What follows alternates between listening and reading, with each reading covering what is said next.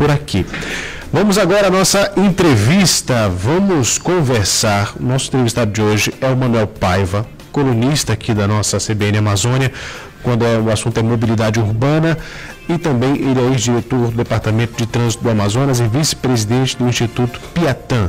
Uma pessoa que tem conhecimento e que sempre agrega bastante quando a gente fala sobre a situação do trânsito aqui na nossa capital e também em toda a região.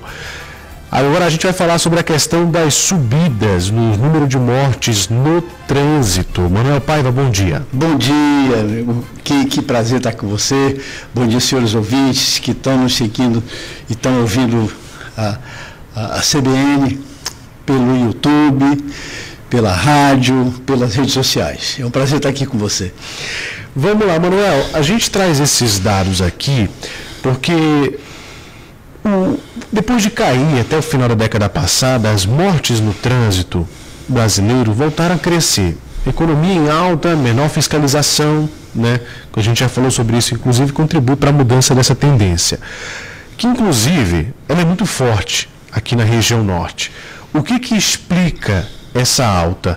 A gente conversando sobre isso, inclusive, chegou uma mensagem que ficou na minha mente de que parece que o trânsito ele foi formatado, pensado para causar acidente. É mais ou menos isso? Na realidade, é uma reflexão que nós temos que fazer, né? Hoje as cidades são muito mais urbanas, as pessoas estão morando num ambiente urbano.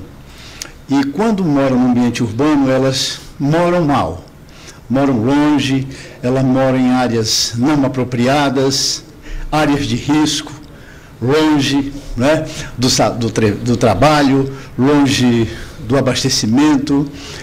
Isso gera muitas viagens, né?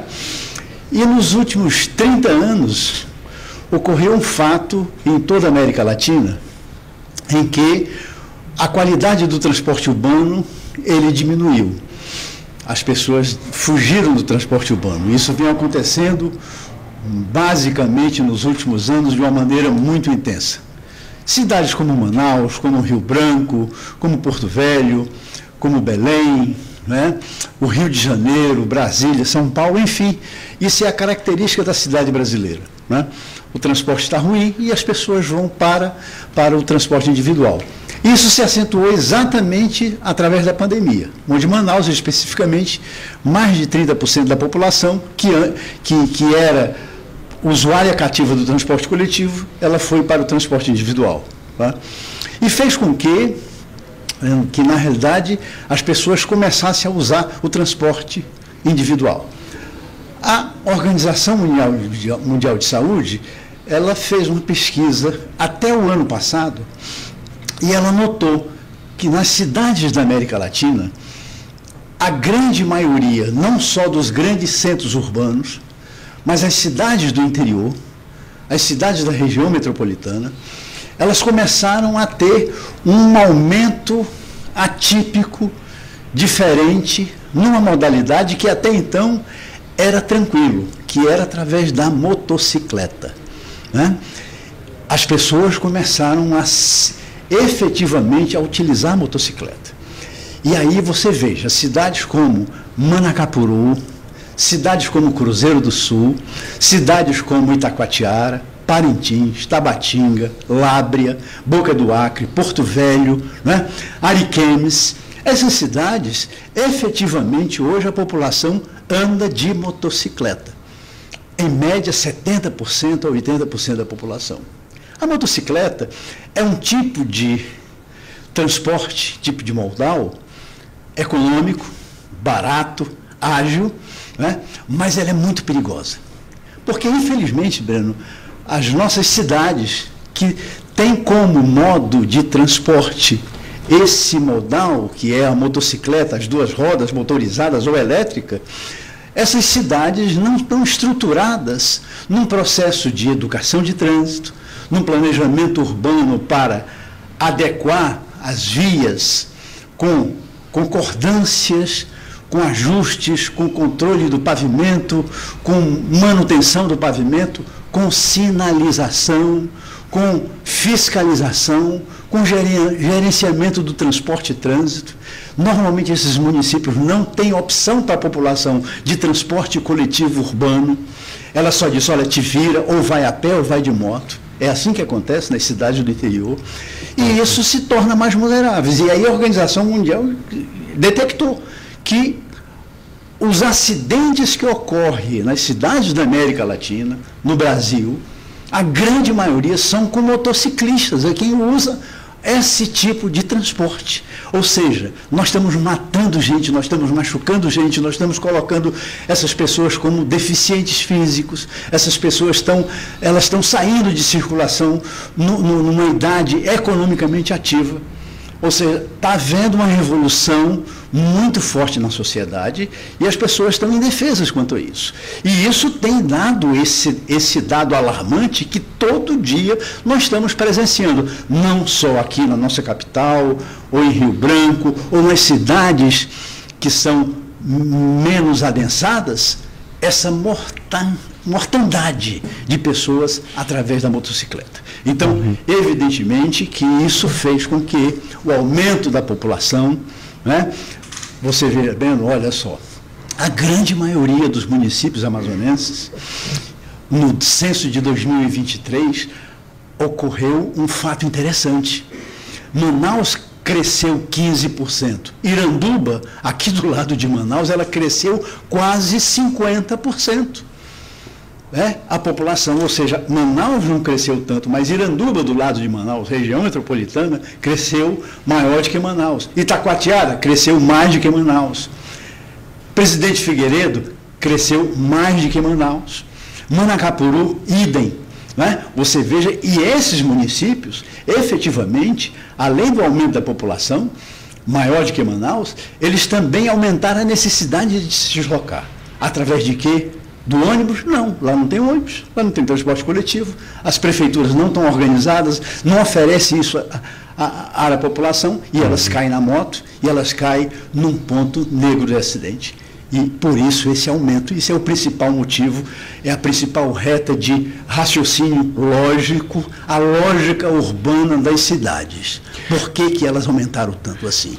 Agora, pegando esse gancho aí, Emanuel, inclusive recentemente passei por alguns municípios do interior, que você citou inclusive, passei em Parintins, já fui a Itacoatiara, Manacapuru, e realmente é impressionante ver a quantidade de motos nessas cidades.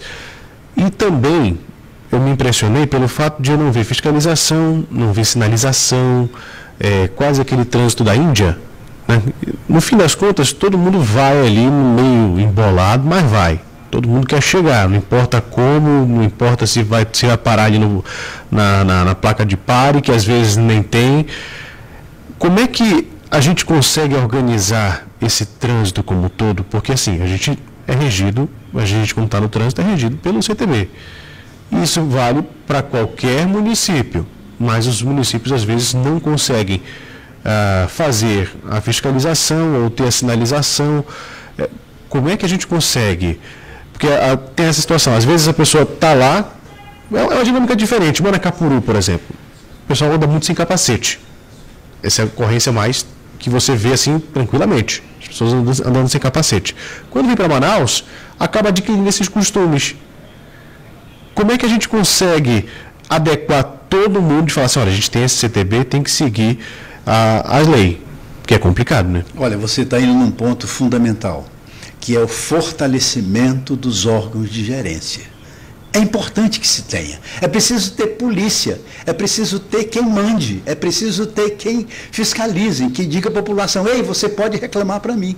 Hoje, nessas cidades, e em Manaus há muito tempo também, tem assim, para quem que eu vou reclamar?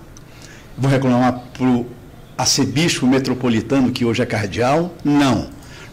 Ou seja, os órgãos de gerência, eles precisam ser fortalecidos. Primeiro, precisam ser criados.